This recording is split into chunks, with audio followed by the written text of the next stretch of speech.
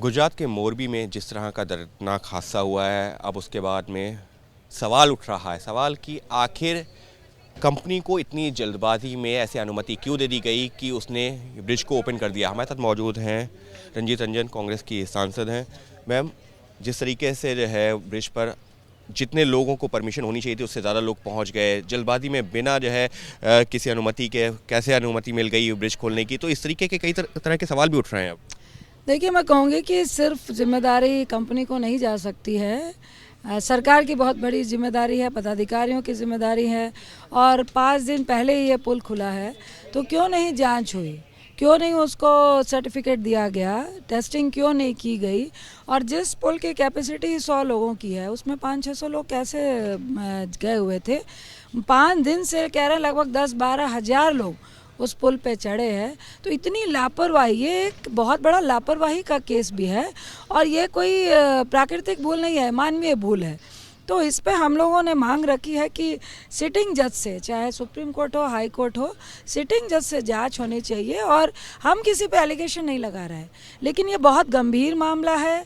आप 30-40 बोल रहे हैं, लेकिन जो सुनने में आ रहा है 400-500 लोग गिरे हैं, उसमें से 100-150 लोग लापता है। तो उस पर क्या माना जाए।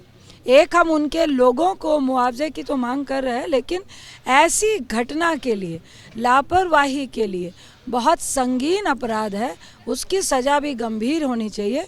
इस पे ध्यान देने की ज़रूरत है। और वो बिना हाई कोर्ट या सुप्रीम कोर्ट के स्वतंत्र जांच के बगैर एसआईटी से संभव नहीं है।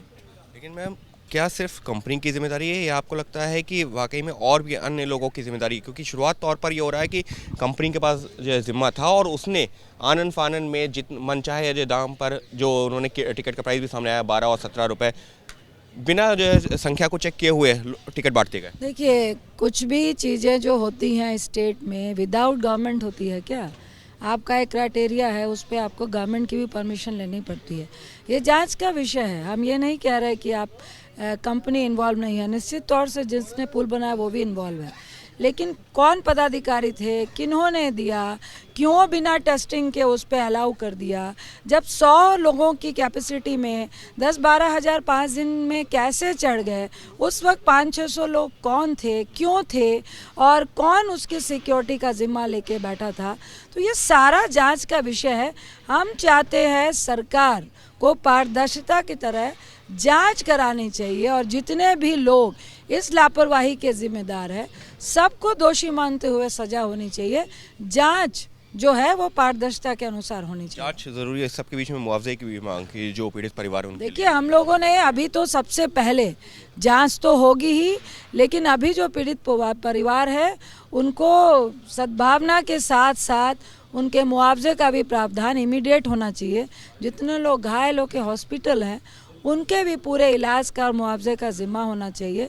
इवन जितने लोग लापता हैं, पहले तो वो इस दुनिया में है, अगर हैं तो कहाँ है, उन सबके परिवार वालों को उनकी जो शुभ संकेत है या सूचना है, चाहे वो दुखद सूचना है या सुखद है, मिलनी चाहिए। लापता कह के गायब नहीं होने चाहिए। साफ तौर पर कांग्रेस के सांसद का यही कहना है कि इस मामले में जांच होनी चाहिए। हाई कोर्ट या सुप्रीम कोर्ट के सिटिंग जज की मौजूदगी में उनके नेतृत्व में जांच होनी चाहिए। हालांकि इस मुद्दे पर राजनीति नहीं होनी चाहिए, लेकिन सवाल निश्चित तौर पर खड़े हो रहे हैं।